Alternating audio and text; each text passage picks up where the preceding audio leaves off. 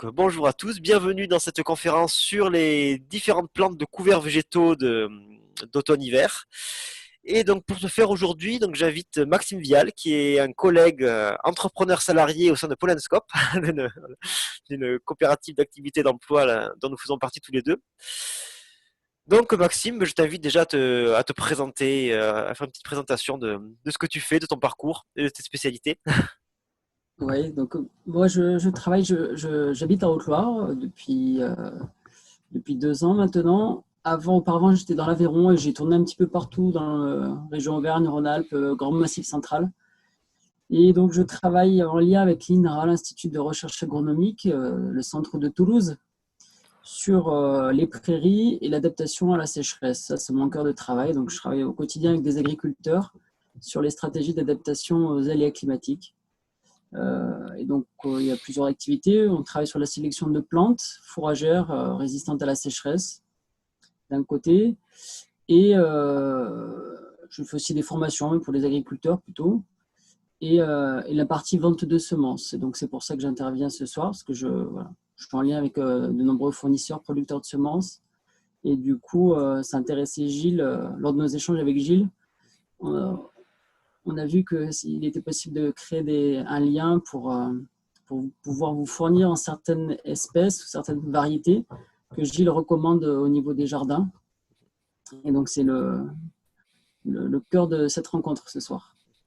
Effectivement, merci, merci beaucoup Maxime, en effet, ouais. Et voici là, et toi au niveau des semences, c'est surtout semences donc fourragères, métailles et couverts végétaux. Voilà, moi je travaille essentiellement sur les fourragères, les plantes fourragères, et aussi tout ce qui est couvert agronomique. Et de plus en plus, je travaille avec des viticulteurs. On est sollicité à l'INRA par des viticulteurs ou arboriculteurs. Travailler sur du couvert permanent. Alors, avec des personnes en bio ou en conventionnel, l'arrêt du glyphosate pose beaucoup de questions. Mhm. Et la couverture des sols va devenir quelque chose de très important. Et aujourd'hui, on sélectionne des plantes qui ont une capacité de couverture du sol assez importante et qui ne soient pas en concurrence hydrique avec la vigne ou les vergers. Et donc, voilà, on conduit des essais dans ce sens-là. Euh, c'est assez récent, c'est plus récent. Et oui, c'est tout le thème de remplacer, voilà, remplacer la chimie ou le travail du sol par du travail biologique. C'est ça. C'est ouais, c'est tout le défi, hein, effectivement. Donc voilà, sur lequel je travaille depuis de très nombreuses années via les réseaux agriculture de conservation et plus récemment maraîchage et jardinage sur sol vivant. Effectivement, donc ça c'est effectivement ouais, un thème, je pense, essentiel de l'agroécologie et sûrement de l'agriculture de demain, quoi. Ok, donc en fait l'idée donc de vous proposer des semences de couverts, mais c'était né déjà le fait que je parle régulièrement de couverts. Hein, vous avez vu, ceux qui me suivent depuis longtemps savent que déjà il y a 10 ans j'écrivais des articles sur ce sujet-là. Hein, voilà, et je considérais déjà à l'époque que c'était vraiment un des outils fondamentaux d'une agriculture du vivant, quoi. Voilà, quelle que soit l'échelle, hein, que depuis le petit jardin potager jusqu'aux grandes cultures. Donc, et j'ai notamment eu l'occasion de vous parler de certaines plantes, et en particulier du pois fourragé, qui est une plante que j'aime, voilà, que je trouve absolument fabuleuse, assez incontournable. Et j'ai eu à plusieurs reprises de retours comme quoi le pois fourragé, c'est pas évident à trouver en petit conditionnement. Alors je me suis dit, mince, c'est peut-être qu'il faudrait résoudre ce problème-là. À une époque, j'avais Terre d'Humus, hein, qui était dans la Nièvre. Voilà, quand j'avais commencé mon blog, je renvoyais les gens vers Terre d'Humus, mais aujourd'hui, il n'est plus en activité. Et donc voilà, il y avait cette question-là. Donc c'est parti vraiment de cette réflexion sur ce fameux pois fourragé.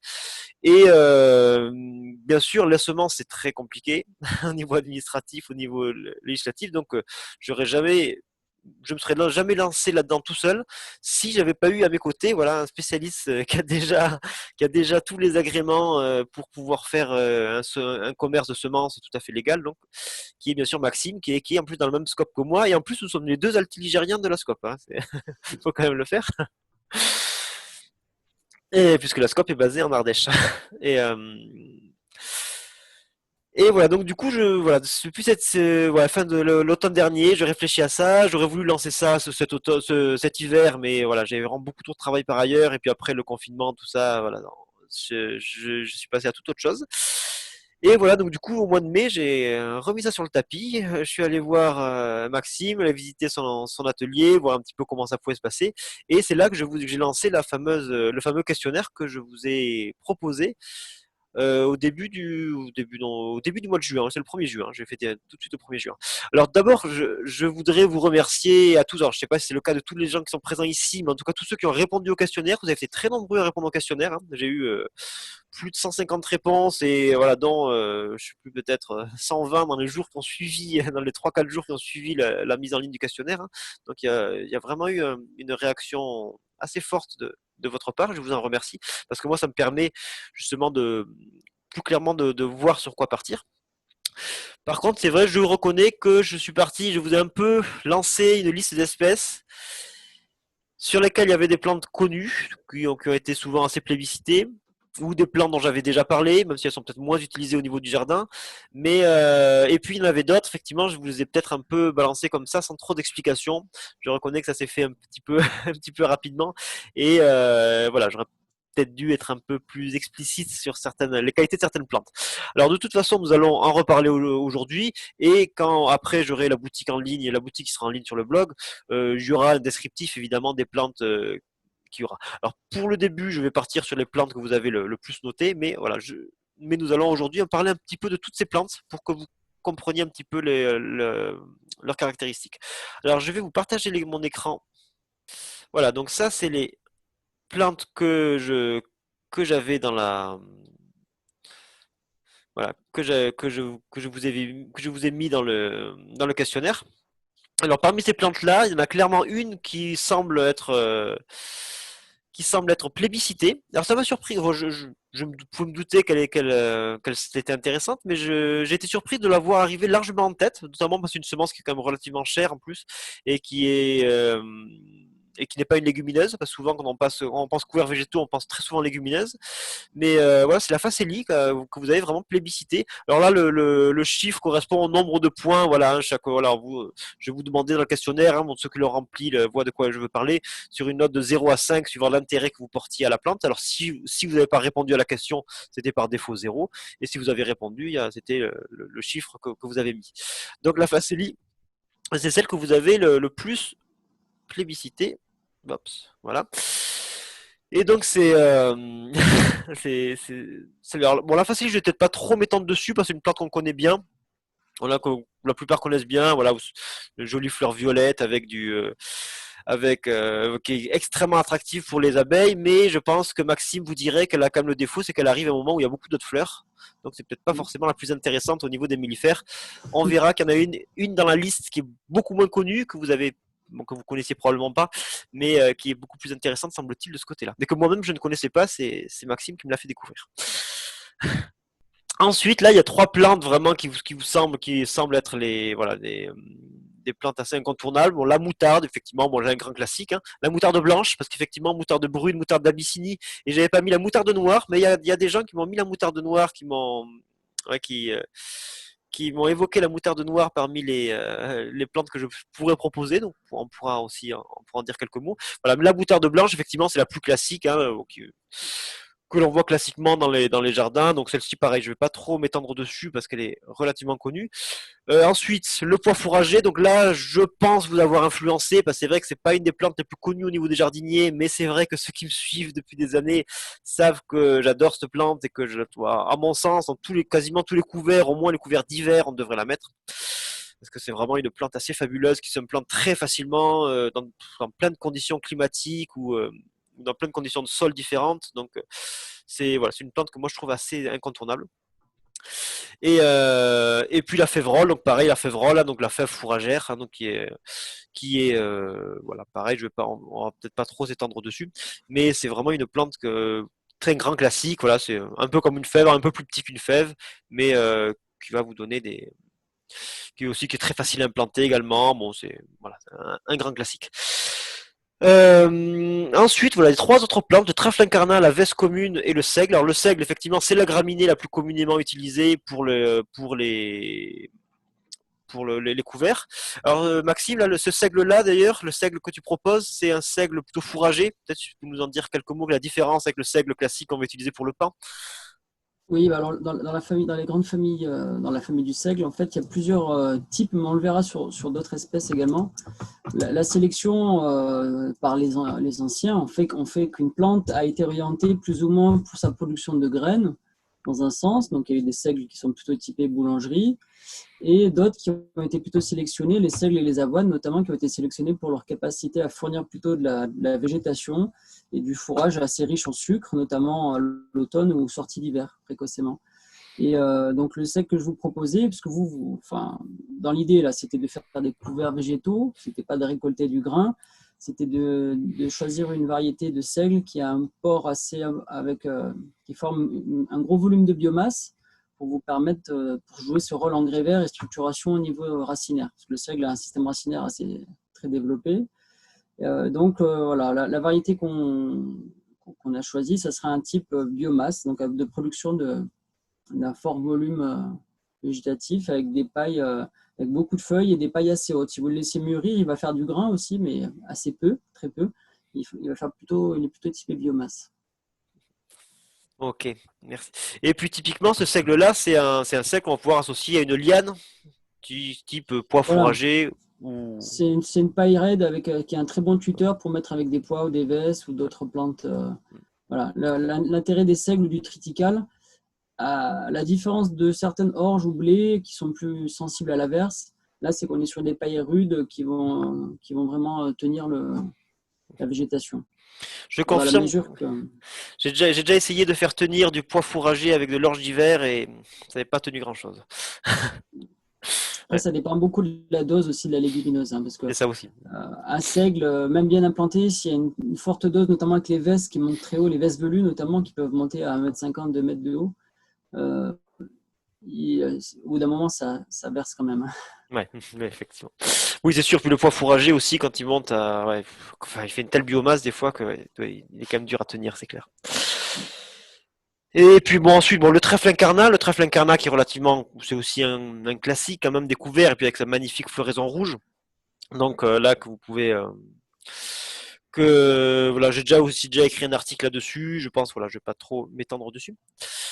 Euh, et puis ensuite, on a la fameuse veste. Donc effectivement, la veste commune. Donc effectivement, c'est peut-être la plus connue, celle que vous, du coup vous avez le plus plébiscité. Mais est-ce que tu peux nous en dire un peu plus peut-être, Maxime, sur la différence entre la veste commune et la veste velue, justement, puisque tu l'as évoqué à l'instant.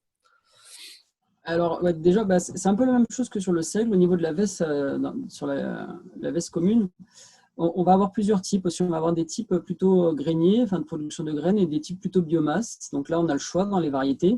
Alors, nous, on avait pris le choix. Et il y a des types printemps, des types plutôt hiver, qui sont moins sensibles au froid et au gel, et des types un peu intermédiaires.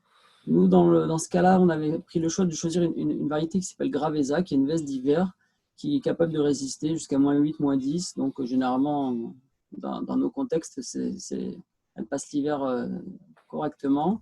C'est une veste qui fait des feuilles, qui fait des folioles pas très importants, mais elle a une bonne biomasse, quoi. Et alors, la différence des vestes velues, qui elles ont des toutes petites feuilles, vestes velues Vicia villosa, elles ressemblent un petit peu aux vestes Vicia craca que vous pouvez trouver dans la nature, le bord des chemins, là, qui fait des toutes petites feuilles et qui est très. Et des nombreuses vrilles, elles s'attachent un peu partout, elles montent très facilement. Ce que je vous disais la semaine dernière, ouais, je suis allé en Haute-Loire voir un agriculteur qui s'est trompé, qui avait acheté de la veste velue euh, à un fournisseur qui l'a mis dans un métail en mélange avec des céréales. Et la veste velue faisait 1,70 m. Parce qu'en fait, tant qu'elle cherche la lumière, et si elle est mise en concurrence avec des pailles hautes qui viennent lui soustraire la lumière, elle va monter jusqu'à atteindre, jusqu'à passer au-dessus de la céréale. Et voilà. Et la veste velue, elle fait peu de grains, très peu de grains, peu de gousses, mais elle fait beaucoup de biomasse, des petites feuilles.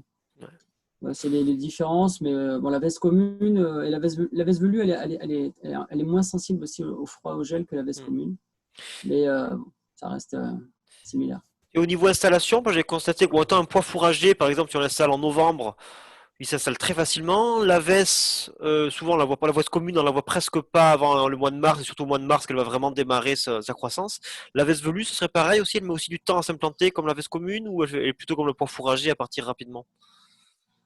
Ben, non, ça va. En fait, les vestes ont un démarrage assez rapide au départ. Ouais. Et après, c'est vrai qu'en fait, elles sont très photosensibles. Donc, Mm, à l'hiver, elles vont avoir une croissance très limitée. mm, Et c'est au printemps, quand les jours vont recroître, qu'elles vont vraiment prendre de la végétation. Alors que le pois, il fait déjà un peu de végétation à l'automne. mm. Mais oui, c'est ça, oui, c'est très net. Il couvre le sol dès l'automne, il couvre le sol. Et c'est aussi une des raisons pour lesquelles je trouve assez bien adapté au cycle de. Ouais. Après, l'un Ouais, des inconvénients que moi je trouve dans les vesses, bon après, ce sera peut-être pas le cas dans le cas de jardin, parce on va, on va détruire ce couvert ou le limiter au printemps assez précocement. c'est ça. Mm. Et c'est d'éviter de les laisser grainer, parce que très rapidement, ça peut devenir une plaie. Enfin, si vous avez des graines qui tombent dans vos sols, elles peuvent regermer et au bout d'un moment, ça peut vite devenir envahissant. Mm. Effectivement. Mm. Effectivement, c'est vrai que et puis en plus, ouais, il y a aussi le truc que la veste va fleurir relativement tard aussi globalement par rapport un petit peu comme c'est le cas des graminées d'ailleurs, hein, que la veste fleurit relativement tard et du coup elle est peut-être plus difficile à détruire si on détruit précocement. Contrairement à un Ben, pois la fourrager ou une veste, fève. c'est pas spécialement que la floraison en fait est très échelonnée sur la veste. C'est un Ouais, peu comme d'autres légumineuses fourragères. C'est que c'est très très échelonné. La floraison la floraison peut s'étaler sur 5 6 semaines en fonction de l'utilisation qu'on va en faire. Et du coup, alors que sur les pois, c'est beaucoup plus restreint la période de végétation. et pareil pour les trèfles, du coup, bah, c'est vrai que j'avais mis le trèfle incarnat et puis j'ai mis aussi le trèfle de Micheli. Alors on aurait pu mettre d'autres trèfles, hein, si vous, ceux qui par exemple ceux qui lisent ce livre-là, là, je sais pas si vous le voyez à l'écran. Tiens, je vais arrêter le partage d'écran pour le montrer. Voilà, ce livre-là, là, voilà, les couverts végétaux voilà, qui est un grand classique maintenant de Frédéric Thomas et Mathieu Archambault, préfacé par Dominique Solter. Voilà, donc ce livre-là, il décrit toute une série de trèfles annuels, hein, parce que là, il s'agit bien de trèfles annuels. Mais donc là, je vous ai proposé donc, le trèfle incarnat, qui est vraiment un classique. Et puis, effectivement, j'en ai proposé un autre. J'aurais pu en proposer aussi le trèfle d'Alexandrie. Voilà, on aurait pu voir d'autres, le trèfle de Perse, etc. Voilà, oui, on pourrait diversifier à l'envie au niveau des trèfles, mais c'est vrai que je me suis contenté de vous proposer ces deux-là. Alors, je vais reprendre le partage Après, d'écran. c'était la période. En fait, il existe une grande gamme de trèfles annuels ou bisannuels. Et, et donc là, on a choisi des trèfles pour des implantations de fin d'été, automne. Des trèfles qui vont être hivernants, qui vont passer l'hiver sans trop de problèmes. À la différence, donc le trèfle de Perse et le trèfle d'Alexandrie, qui sont plus sensibles, qui sont des trèfles plutôt d'été, qui Plutôt été, ouais. sont sensibles au, à la- au froid. Effectivement. Le trèfle d'Alexandrie gèle très facilement, le trèfle de Perse un petit peu moins, mais dans certains secteurs, il peut disparaître au cours de l'hiver. Ouais. Dans ces deux cas, donc les trèfles incarnats et les trèfles de Micheli, ça c'est des trèfles qu'on va planter voilà, de août à octobre, là, et qui sont des trèfles qui vont partir en végétation, ils vont faire un petit peu de végétation à l'automne, et au printemps en sortie d'hiver, dès qu'il va faire des belles journées, ils vont très vite se mettre à faire beaucoup de feuilles, euh, et ils font beaucoup de biomasse, ils mobilisent beaucoup d'azote, des engrais verts assez intéressants. Alors le trèfle incarnat est très connu, je vais vous parler du trèfle de Micheli, donc, qui est moins connu. L'avantage, c'était au niveau intérêt mellifère. C'est que les trèfles, le trèfle de Micheli, il y a aussi un autre trèfle qui n'est pas là, qui est le trèfle souterrain. Euh, Ce sont des trèfles qui fleurissent très tôt en sortie d'hiver, à des périodes où il y a très peu de plantes en fait qui sont en floraison. Hmm. Et pour les abeilles, c'est quelque chose de pas mal du tout, parce que c'est une période de creux où voilà, il n'y a pas beaucoup de fleurs. Donc Et il va fleurir à quelle période? À partir que si on le sème en octobre-novembre, il va fleurir quand le trèfle de Micheli?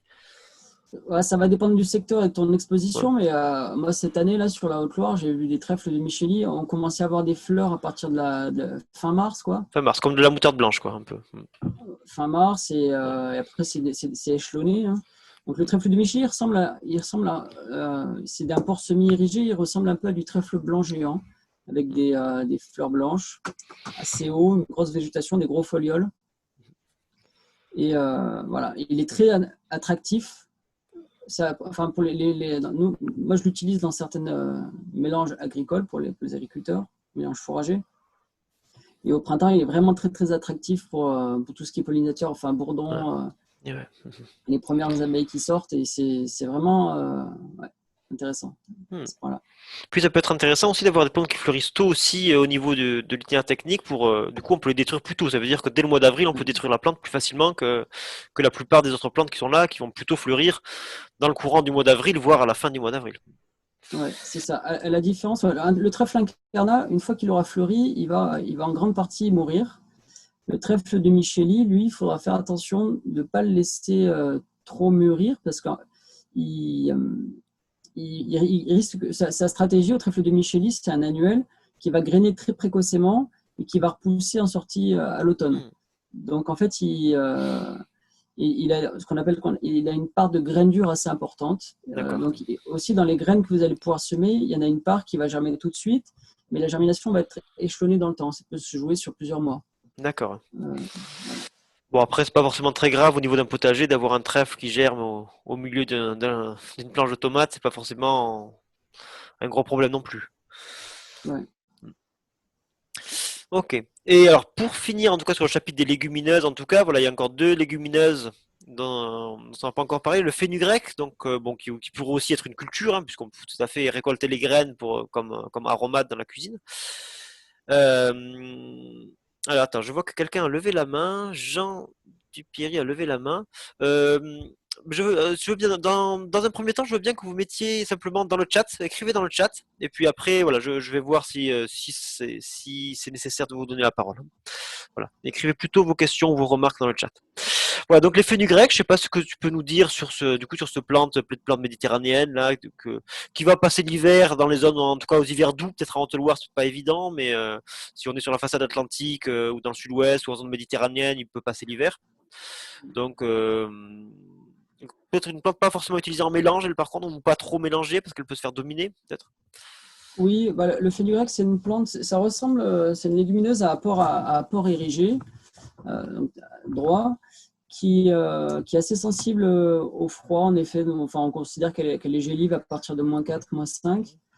Son grand intérêt, c'est qu'elle est très résistante à la sécheresse. Alors moi, je l'utilise pour l'agriculture, pour faire qu'on appelle des dérobés d'été, c'est-à-dire quand les agriculteurs veulent faire du fourrage, on l'implante au printemps et ça va pousser tout l'été et ça va permettre de fournir du fourrage aux animaux. Alors le fenugrec, la particularité, c'est que ça sent très fort. Quand vous allez le mettre comme engrais vert, ça sent le curry très très fort aux alentours de la parcelle.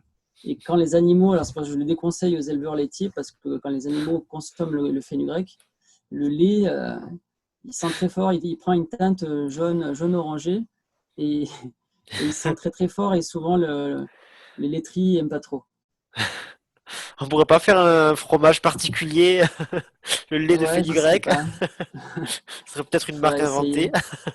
Je sais que dans les Pyrénées, ils font des fromages qu'ils enrobent de graines de fenugrec D'accord. après. Mais j'ai jamais vu de transformation de lait aromatisé au fenugrec. Mais voilà, sinon, c'est une plante qui est très intéressante par sa résistance à la sécheresse. C'est une légumineuse, elle a un pivot assez droit et voilà, elle a une bonne capacité de structurer le sol et une bonne capacité de fixation d'azote aussi, quoi. Et puis ensuite, il y a le lupin, du coup, dont on n'a pas encore parlé. Donc lui, par contre, à réserver au sol acide, enfin, en tout cas non calcaire, pas forcément acide, mais en tout cas non calcaire. Et la variété que tu nous proposes là, c'est un lupin plus ou moins sauvage, quoi, lupin bleu qui est proche des variétés sauvages, quoi. Voilà, c'est du lupin bleu amer à feuilles étroites, donc il fait des petites feuilles. Et voilà, il fleurit bleu clair. Et l'avantage des lupins, donc voilà, ils sont très intéressants sur sol acide parce qu'ils permettent de la formation d'une forte biomasse en couvert et qu'au niveau racinaire, le lupin a un système racinaire très très puissant qui est capable d'aller très très profondément. Et voilà, il a beaucoup d'intérêt. Et aussi au niveau intérêt mellifère, quand ça rentre en fleur. Ouais. Ouais, c'est une plante qui est assez peu utilisée. Enfin, chez nous, en tout cas dans le sud, peu de gens l'utilisent, Hmm. mais elle a vraiment sa place au niveau agronomique. Et tu la mettrais plutôt en mélange ou plutôt en pur? Le lupin, ça peut se mélanger avec des céréales, ça va très bien. Ouais. Après, chez nous, ouais, le lupin bleu, traditionnellement, enfin, en France, ça se sème plutôt au printemps. Enfin, c'est des Hmm. lupins plutôt de printemps. Ça gèle, c'est un peu comme le fenugrec, quand on gèle autour de -4, -5. Ouais. Donc en zone d'altitude ou des Ouais. coins où il fait froid, c'est plutôt sur des semis de printemps. Hmm. Ok. Et puis du coup, donc voilà. Donc là, on a un peu fait le tour des différentes légumineuses. Par rapport aux graminées que l'on a, voilà. Donc là, en plus du seigle, j'ai proposé l'avoine, l'orge et le triticale. Alors le triticale, peut-être aussi, c'est vrai qu'il a été très peu noté, ça m'avait un peu surpris, mais c'est vrai, c'est peut-être parce que j'avais pas trop expliqué ce que c'était, hein. C'est un hybride naturel de seigle et de blé, donc hein, qui fait aussi des hautes pailles, hein, un petit peu comme le seigle. Même s'il n'a pas la même couleur, hein, il n'est pas aussi bleu que le seigle, il est un peu plus jaune, un peu comme le blé. Mais voilà, c'est aussi une plante qui peut être assez intéressante. Je sais pas quelles différences tu vois notamment entre le triticale et puis le seigle ou les blés ou éventuellement des blés anciens en haute paille. Là, l'intérêt du triticale, en fait, ce mix-là, cette hybridation seigle-blé, elle a été réalisée pour avoir la rusticité du seigle avec la productivité et Blé, ouais. l'intérêt alimentaire, enfin valeur alimentaire pour les animaux du blé. Et ce qui est intéressant, enfin nous, dans ce que vous voulez faire, les couverts, c'est son côté, une paille rigide qui va être capable de supporter les poids ou les vestes qui vont y grimper dessus. Hmm, Je pense que l'intérêt essentiel pour vous, c'est ça. c'est ça. Après, ce que ça va couper, c'est que le seigle, on n'en a pas parlé, mais il a un effet allélopathique, enfin il est connu pour ça, et il joue un rôle un peu désherbant, quoi, alors qu'on a moins ce côté-là sur le triticale. Naturellement, le seigle, il est capable de limiter la germination de pas mal d'adventices qui sont dans le sol autour de lui. Hmm. Et voilà, donc parmi les autres céréales d'hiver, là aussi, que j'avais proposé, il y avait l'orge. Donc l'orge, moi j'aime bien l'orge parce que elle fleurit un peu plus tôt, elle est un peu plus précoce à la floraison que les autres. Donc au niveau de la destruction dans le cycle potager, je trouve que c'est assez intéressant, mais c'est vrai qu'à par contre, c'est une paille beaucoup plus petite. Donc je sais pas si tu peux, voilà, c'est des choses à rajouter du coup sur cette. Oui, ouais, c'est une paille plus petite, ça fait partie des premières céréales qui rentrent en maturité. Euh, Après, selon les variétés, c'est plus ou moins couvrant. Ouais, Dans les céréales, là, la plus couvrante la plus agressive au niveau du sol, la plus couvrante, ça va être l'avoine, la voilà. qui a une capacité de se développer de talage très très forte. Ouais.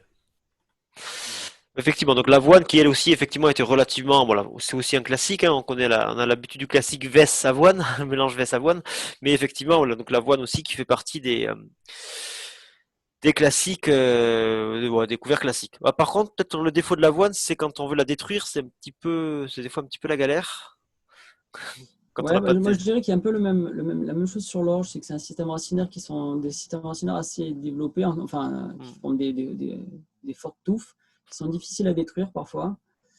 Et par contre, l'intérêt de l'avoine, ouais, c'est sa teneur en sucre. C'est une plante qui est très riche en sucre.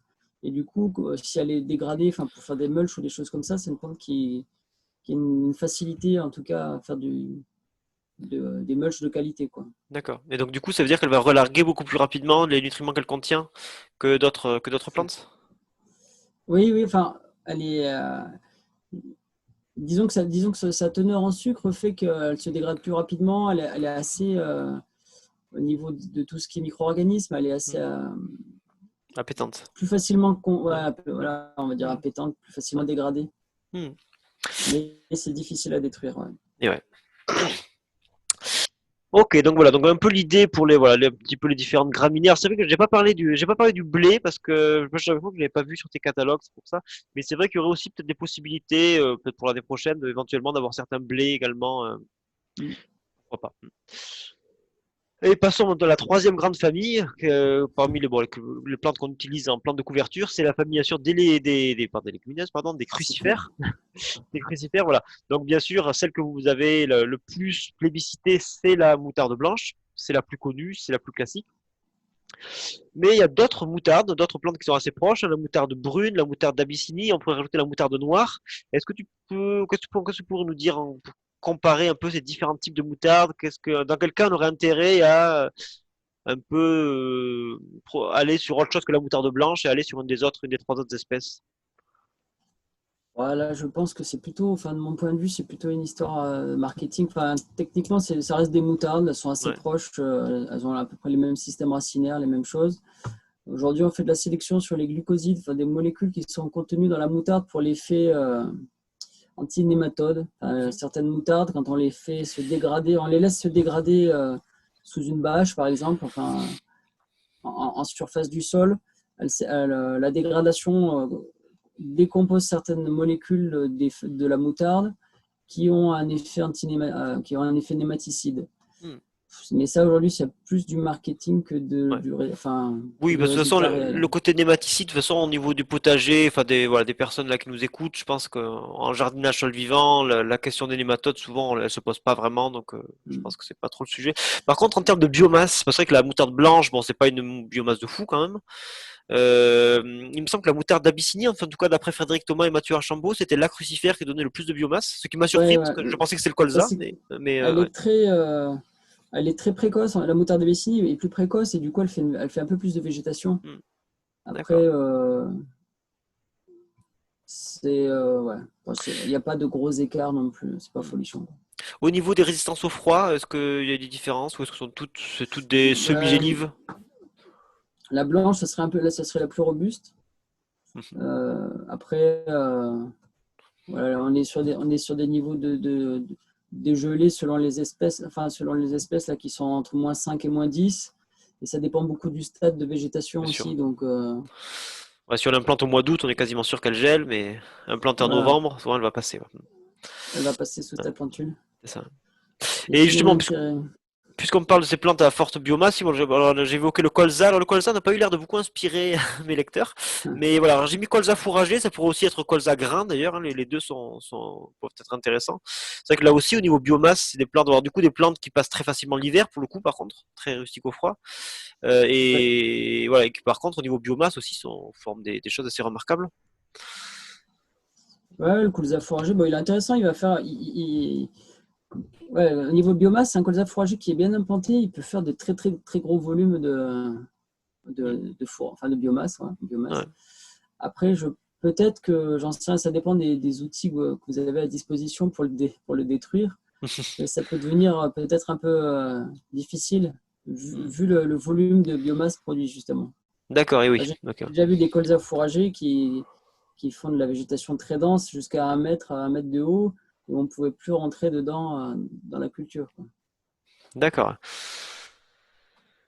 Parce qu'après, bon, l'idée c'est de détruire avec effectivement on voit des outils. Je vois que justement Pierre nous parle de la destruction là, comment détruire ces mélanges, notamment avec des céréales qui ont quand même un système racinaire très costaud. Alors c'est vrai que là, je suis peut-être pas forcément rentré dans tous les détails.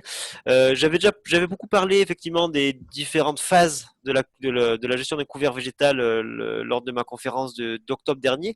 Mais là, voilà, en quelques mots, il y a plusieurs techniques de destruction. D'ailleurs, il y a un article sur mon blog d'ailleurs que je pourrais le mettre en description là, sous la vidéo là, je pourrais le mettre et donc cet article où j'avais listé un peu les différentes techniques de destruction. On peut soit faire un léger travail du sol en surface si on peut, ça dépend aussi du stade si le couvert n'est pas trop développé.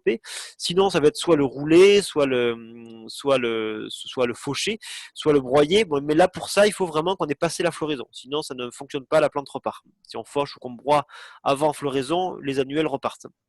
Et, euh, et sinon, par contre, au niveau de la destruction, moi, ce que j'aime bien, c'est la méthode que propose Bernard Bertrand, hein, donc que je décris dans mon livre Jardiner sur sol vivant. Hein. Donc voilà, simplement avec une houe, avec un mouvement vertical, une houe avec un mouvement vertical qui vient hacher les couverts et qui permet de les détruire. Donc du coup, qui imite le mouvement de ce que les agriculteurs appellent le rolofaka, mais qui nous, pour nous, en agriculture manuelle, enfin en jardinage manuel, on n'a pas accès parce qu'on n'a pas le 3 ponts du tracteur pour plaquer le rouleau faca au sol. Donc du coup, là, ce mouvement de la houe permet de reproduire cet effet-là. Et idéalement, pour le rendre plus confortable, il avait même fait des houes à angle obtus. Voilà, donc pour détruire le couvert. Alors pour l'instant, je ne crois pas qu'on trouve ça dans le commerce, malheureusement. Donc pour l'instant, on est obligé de faire des houes classiques. Les houes classiques, il faut effectivement se tenir assez, un peu cassé en deux. C'est pas forcément très très confortable, mais c'est une méthode assez efficace pour détruire. Je sais pas si Maxime, tu aurais des choses à rajouter par rapport à la destruction des couverts. Après, ouais, non, là-dessus, enfin, avec des outils. Moi, je travaille un peu sur ces questions-là avec des maraîchers professionnels où il y a un peu de matériel. Après, avec des jardiniers qui ont moins d'outils, je sais pas, j'ai pas de Hmm. solution à apporter. Ouais. Alors Xavier demande destruction de la grelinette, éventuellement, ça peut. Bon là par contre, ça veut dire qu'on fait un véritable travail du sol. C'est vrai que c'est un petit peu dommage, je trouve, parce que voilà, si on a fait tout ça, c'est peut-être plus, enfin dans mon esprit en tout cas, c'est vraiment pour aller derrière sur une remise en culture un peu en semi-direct à travers le mulch de végétation. Donc si on doit travailler à la grelinette, on va vraiment forcément perturber toute la structure qui a été créée par le couvert, quoi. Moi, je voulais aborder la question de la navette. On était sur Ouais, les bien sûr, crucifères. je reviens, pardon, effectivement, sur ça. Donc là, effectivement, il nous reste les radis et la navette, effectivement, mais tiens, tu voulais parler de la navette, allez, vas-y.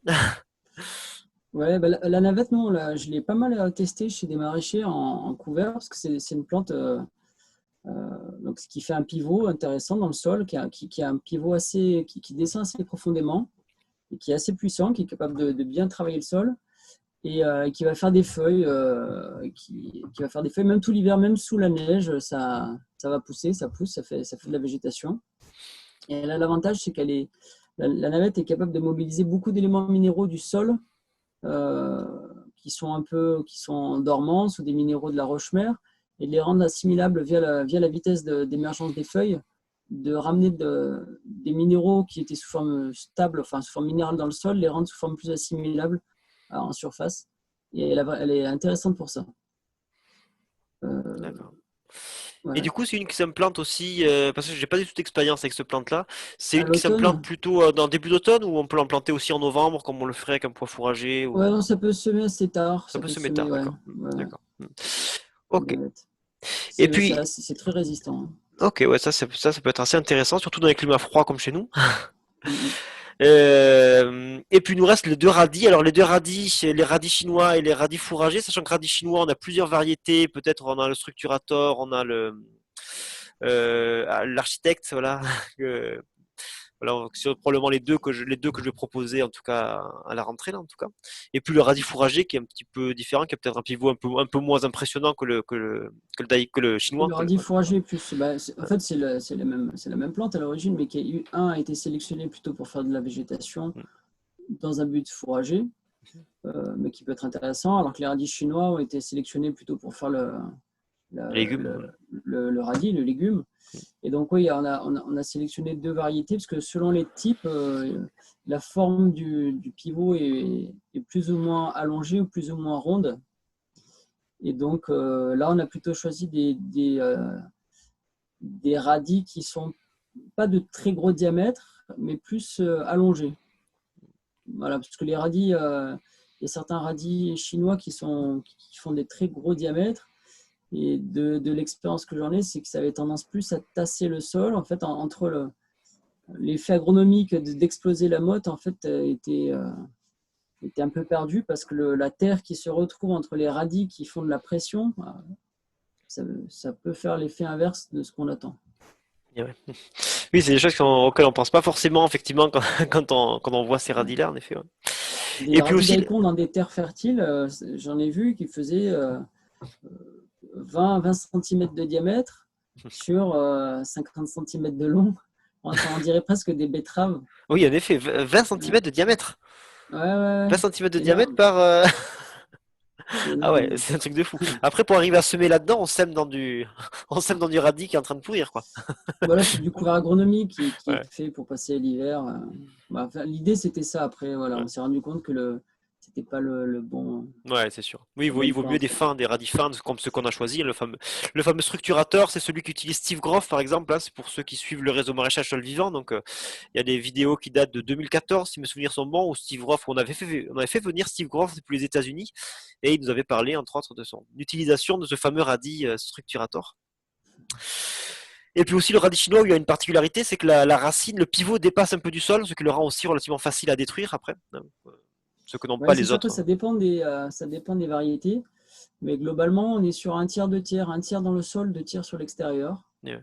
Il y en a qui sont moitié-moitié, mais voilà, il y a une grosse partie à l'extérieur. Après, bon, l'intérêt, c'est que les radis chinois, à l'automne, vous pouvez les manger, quoi. Ouais. Oui, c'est que là, on a quelques plantes là-dedans. C'est vrai qu'on les voit là, on les présente comme des couverts, mais on peut tout à fait les consommer. Effectivement, le radis chinois dont on peut manger le radis, et le pois fourragé, hein, dont les gousses sont parfaitement comestibles, autant que du petit pois, c'est même tout aussi bon, je trouve. Et moi, j'ai même une petite préférence pour le pois fourragé, c'est parce qu'en plus, on peut manger le feuillage assez facilement. Il y a beaucoup de pousses assez denses que l'on peut faire des salades avec au printemps. Je trouve ça très très bon. C'est aussi une des raisons pour lesquelles j'aime beaucoup le pois fourragé d'ailleurs. Les Euh, moutardes, hein, aussi, les moutardes blanches, c'est et les utilisé dans moutardes, oui, certains tout à fait. plats Oui. Les en moutardes. salade, Ouais, on peut faire des parce qu'elles salades sont avec les jeunes. moutardes. Mm. Tout à fait. Et puis même si on est patient et qu'on a la volonté, on peut même attendre qu'elle mûrisse et récolter la graine pour aromatiser les cornichons. Mais bon, on va pas récolter grand-chose. Ouais. Attends, je vois qu'il y a des questions qui arrivent au fur et Ouais, à il y a des mesure. questions, il y a quelques questions qui arrivent. Ouais, effectivement, je vois une question. Est-ce que le radis ou le rave, alors le mot rave, je pense que c'est du navet. Je sais qu'ici en Lozère c'est du navet. Je sais pas si c'est le cas chez toi aussi. Non, pas d'effet allélopathique. Alors je sais pas trop. Pas à ma connaissance. Je sais pas ce que t'en penses, toi, Ouais, Maxime. non, moi non plus, pas à ma Ouais. connaissance. Après, ouais, non, je sais pas. Au niveau allélopathique, dans la liste que j'ai présentée là, c'est surtout le seigle en fait. Là, ici, tu vas avoir le seigle. Ouais. Après, on pourrait citer le sarrasin aussi, mais là, j'ai pas mis dans la liste. On en Ouais, parlera sûrement pour le printemps prochain du sarrasin. Hmm. ouais, non, il n'y a que le seigle ici. Enfin, effet allélopathique avéré. Après, voilà, c'est des choses assez. Hmm. Ouais, sur l'allélopathie ou surtout s'il y a association ou de culture enfin, bénéfique ou négative, c'est vrai que on dit beaucoup de choses, mais on n'a pas forcément de données très précises dessus, scientifiques dessus, C'est quoi. ça. C'est ça le truc. Et au niveau des systèmes racinaires, là, globalement, c'est qu'ici, ici sur les crucifères, on a quand même globalement des super pivots. On est sur des pivots. Ouais. Ici, là, avec les céréales, enfin les graminées, plutôt, on est sur vraiment des fasciculés. Après, c'est Mm. peut-être un peu plus au niveau des légumineuses, on a un peu les deux. La facélie, c'est plus superficiel, il me semble, je dirais. Et Facilis, c'est intermédiaire. Hein, voilà, c'est semi-fasciculé. Ouais. c'est un peu intermédiaire, ouais. Et puis C'est pas le fun au niveau agronomique. Fenugrec, on est plutôt sur du pivot. Févrole, on est sur du pivot. Lupin, on est sur du fasciculé, mais de grande profondeur, quoi. d'accord. Enfin, Je ça, vois. voilà, c'est Ouais, les pois, c'est assez superficiel. Enfin, c'est un enracinement assez léger, les pois, quand même. ouais. Le trèfle aussi, Trèfle ouais, un petit peu. oui, c'est pas, c'est plus fasciculé le trèfle. Ouais, en Non, fait, ça fait un mini pivot et ça fascicule autour, mais ouais, c'est assez léger, c'est assez superficiel aussi. et ouais, Chez lui, pareil. Les et ouais, baies, c'est pareil. ouais, ouais. Ok, Dans ouais. les gros systèmes racinaires fasciculés, ouais, les avoines, les orges, les sels. Hmm. Ok. Donc voilà un petit peu pour ce tour d'horizon de ces plantes. Alors là, effectivement, c'est un tour, je dirais, qui est très partiel parce que là, effectivement, j'ai surtout misé sur des plantes qu'on peut utiliser l'hiver, même si pour certaines c'est plus discutable ou ça va être que en climat doux. Hein, on l'a vu pour le fenugrec, pour le. Au niveau des Alors, couverts, je pense que c'est intéressant d'articuler, enfin, au niveau agronomique, articuler différents systèmes racinaires. Bon, mais ça fait partie des trucs de base, mais effectivement. avoir une paille, un système racinaire fasciculé mixé avec des pivots plus ou moins profonds et plus ou moins agressifs. Ouais. Plus si on veut des effets pour la biodiversité, des plantes à fleurs, c'est intéressant de mixer des choses là. Après, Hmm. le fait de mettre, il n'y a pas besoin de mettre 50 plantes pour faire un couvert, mais de mettre une plante qui va jouer un certain rôle avec une certaine place au niveau racinaire, c'est pas mal. Ouais. C'est assez Effect- complète. Effectivement. Effectivement, c'est vrai que ça, moi, d'ailleurs, dans le livre aussi, là, sur les couverts végétaux, on voit aussi plusieurs propositions de couverts. C'est vrai qu'on peut faire le couvert monospécifique ou mélanger deux, trois espèces ou des fois aller sur le biomax éventuellement avec un peu plus d'espèces, quoi. Mais c'est vrai que déjà, si on a cinq, six espèces, c'est déjà beaucoup, c'est déjà un bon nombre, quoi, c'est clair. Françoise Gauthier nous dit: j'ai tendance à semer les mêmes engrais verts au même endroit. Est-ce qu'il faut faire une rotation? Alors, à mon sens, ça va beaucoup dépendre de ce que vous mettez. Hein, déjà, est-ce que vous faites un mélange de plantes de couverture ou est-ce que c'est une seule espèce? Hein, est-ce que vous mettez que de la moutarde tous les ans? Et après, ça va surtout dépendre de ce que vous mettez. Qu'est-ce qu'il y a d'autre dans la rotation, quoi. Si vous mettez par exemple de la moutarde enfin une crucifère en couvert et que derrière vous avez des cultures de choux, vous pouvez avoir un problème effectivement d'attirer tous les ravageurs des crucifères du quartier, quoi. Mais mais sinon, si vous mélangez Févrole, Vest, Faceli, voilà, on a déjà bon, on a deux légumineuses et une. Voilà, légumineuses, en tout cas, surtout dans les techniques que l'on fait de jardinage sol vivant, on n'a pas trop de soucis au niveau des rotations, même si on en a beaucoup. Mais puis la Faceli, c'est une autre famille, donc là, il y a aucun problème. Donc moi, je dirais qu'il n'y a pas trop de soucis, quoi. Après, j'ai toujours bien, je trouve, d'avoir, voilà, d'avoir d'autres plantes qui viennent se rajouter, mais même si vous mettez tous les ans ça, pour moi, ça pose pas un problème particulier. Je sais pas toi, qu'est-ce que t'en dirais, Maxime, de Oui, bah, j'ai à peu près même, le même point de vue sur. Je pense que les légumineuses, c'est pas là-dessus qu'il y a des problèmes. Enfin, c'est pas elles Mm, qui vont être problématiques pour les légumes qui vont suivre. Ouais, c'est essentiellement les crucifères qui peuvent ramener mm. certains parasites qui vont s'entretenir. Euh, Au niveau graminé, là, il n'y a pas de problème. Ouais, non, c'est ça, c'est ce que tu as Ouais. dit, hein. Ouais. Oui, globalement, c'est ça. Et oui, alors c'est ce que je disais tout à l'heure là quand, quand j'ai eu une petite panne de réseau. Oui, c'est que là j'ai mis le focus sur les plantes donc les couverts qu'on peut implanter en hiver. Mais voilà, il y aura, je pense que dès le mois de janvier, si je vois que l'automne s'est bien passé, que voilà que la commercialisation s'est passée, que se passe correctement, je rajouterai très probablement l'idée de rajouter d'autres espèces qui vont plutôt être focalisées sur le printemps. Pourquoi pas peut-être du sarrasin, peut-être plein d'autres plantes, voilà, peut-être voilà, la moutarde d'Abyssinie dont on a évoqué aussi, pourquoi pas la rajouter au printemps, voilà, peut-être du tournesol, du Niger, des choses comme ça, voilà, toutes sortes de plantes qui ne passent pas l'hiver de façon générale et voilà, que l'on pourra envisager à ce moment-là. Je vois qu'il y a une Ça, question là sur le seigle. Alors, déjà, y a-t-il intérêt de mélanger plusieurs moutardes? J'ai envie de dire, ça va être des questions de précocité, mais elles ont un port à peu près équivalent. Ça va juste changer la période de végétation qui va être un peu allongée. Le fait de mixer les différentes espèces. Je vois pas ce que ça pourrait faire de plus. Et après, au niveau du seigle, la question de Pierre là, sur le seigle, il faut se faire attention parce que voilà, il y a le seigle vert, ce qu'on appelle seigle vert, c'est du seigle fourragé. Enfin, c'est du seigle qui a été sélectionné pour de la biomasse. ce sera Il y a celui aussi qu'on proposera d'ailleurs. ouais, il y a aussi un truc qui est de plus en plus à la mode, enfin, c'est le seigle forestier. Je ne sais pas si vous en avez entendu parler. Et le seigle forestier, c'est vrai que bah, j'ai connu des maraîchers qui ont mis ça. Et c'est très compliqué, c'est un système racinaire vraiment très très agressif. Et c'est impossible, enfin c'est très difficile à détruire, même avec des outils mécaniques, hein. Mais le seigle forestier, il est pas sur un cycle d'un an et demi, un truc comme ça? Est-ce que c'est ce que je lisais chez Frédéric Thomas et Mathieu Archambault, qu'on le sème au printemps et qu'on va le récolter à l'automne, à l'été N+1, un truc comme ça, non? Je sais pas, je l'ai pas vu en récolter, moi Ah c'était ouais, pour d'accord. faire de l'engrais vert, mais Ouais. c'est- C'est sûr. ah, mais si. Salut Pierre. Exactement. Il est joli mon seigle vert. Bah, de toute façon, tous nos lecteurs pourront le tester l'année prochaine puisque nous le proposerons. Voilà, sous la serre, exact. Mais ouais. Et est-ce que Bon. le lin a fonctionné? On a tenté de mettre du lin parce qu'il se dit que le lin, ça fait partir les doryphores. Ah oui, Un mélange de lin et de c'est ce trèfle qu'on dit. d'Alexandrie. Ah, 1,20 m le lin, non. Non, non, le seigle. Ah, le seigle, là, bon. Parce que Mm. le lin, 1,20 m, ça me paraît. Mais ouais. Ok, donc là, pour la saison qui vient, quel est l'intérêt du lin à part le dorifort? C'est vrai que le lin, c'est vrai que c'est aussi une plante qu'on pourrait mettre. Ça m'est déjà arrivé, le tout premier couvert, il y avait un peu de lin.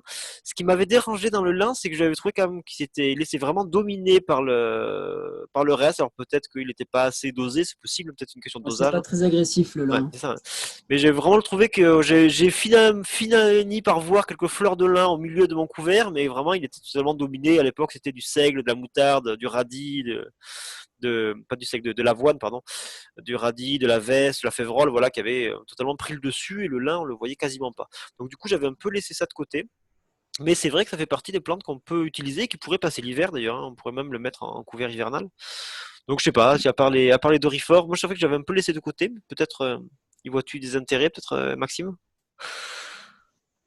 Non, le lin, bah, c'était une demande de Pierre là, mais Mhm. il est réputé. Alors après, dans le lin, il y a différentes sous-espèces. Donc, a priori, c'est le lin bleu qui est intéressant pour les doryphores, enfin, qui éloignerait les doryphores. Après, je sais pas. Enfin, moi, je n'ai pas vu. Ouais, je connais. Ouais. Faut que ça fasse ses preuves, quoi. Ça me Et paraît oui, pas si voilà, évident. il y a l'intérêt mellifère, il y a l'intérêt sur le. En fait, c'est une plante qui est très riche en carbone. Et peut-être même presque trop riche. Donc en couvert, voilà, ça peut faire un mulch un peu intéressant. Après, à voir. Ouais. Ah, et on a deux pierres, Ouais, attention. Ah oui, Pierre, c'est pas Pierre de Mijola qui t'avait fourni, hein, c'est notre Pierre. non. D'accord, ok. Ouais, ça se décompose. Enfin, c'est une paille mais qui peut être intéressante parce qu'elle va rester longtemps au sol en couvert contre de l'érosion ou des choses comme ça. Après, au niveau agronomique en soi, c'est pas folichon. Ouais. C'est le sentiment que j'avais, ouais. J'avais essayé au tout début, ouais, mais c'est vrai que j'avais l'impression que, ouais, qu'il y avait mieux comme plante pour mettre dans les couverts. Hmm. Ok, voilà. Donc là, pour l'idée, donc ce qu'on va vous proposer là pour la rentrée. Donc là, c'est que Maxime, lui, il a des semences en gros sac, hein, de 10 au 25 kilos. Donc quand on amène ça dans un jardin, ben, on a de quoi faire un semis très très dense sur tout le jardin, et puis après on n'a plus de place. Donc, donc du coup, c'est pas très très intéressant. Donc voilà, l'idée, ça va être de vous proposer donc toutes ces semences en petit conditionnement, bien sûr. Et donc ce sera du 250 ou 500 grammes.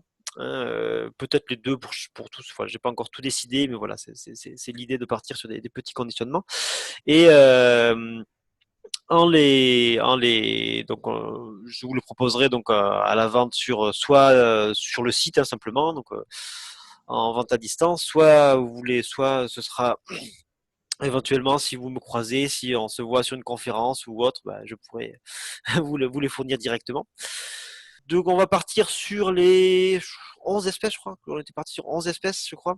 Tous les 11 qu'on a dit au début, donc la facélie, bien sûr, puisque la facélie, la moutarde blanche, la févrole, le pois fourragé. Le pois fourragé, on aura deux variétés, Arcta et Assas.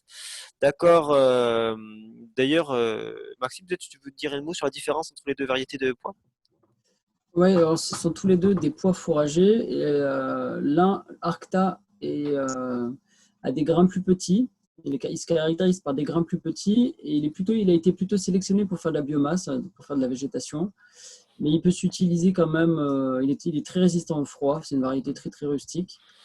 Mais il peut s'utiliser, il peut être consommé hein, si vous voulez en récupérer pour manger. C'est juste qu'il fait des grains plus petits. Assas, lui, il a un poids de 1000 grains qui est plus important. Et donc, il a des feuilles un peu plus grosses, hein, de plus gros diamètre. Et du coup, il est souvent un peu plus lourd, en fait, aussi pour les pailles. Il faut des pailles, voilà. Voilà. La différence entre les deux, ça va être la dose de semis. Enfin, quand on recherche un certain nombre de pieds au mètre carré, pour pas que ce soit trop dense, voilà, entre un Arcta et Assas, sur Assas, on va minorer la dose Ouais. et on aura le même nombre de pieds. Non, sur Arcta plutôt, on va baisser, vu que la graine est petite, pour avoir le même nombre de pieds, on va baisser la dose de semis. Mais après, sur le rendement, la végétation, ça revient à peu près au même, quoi.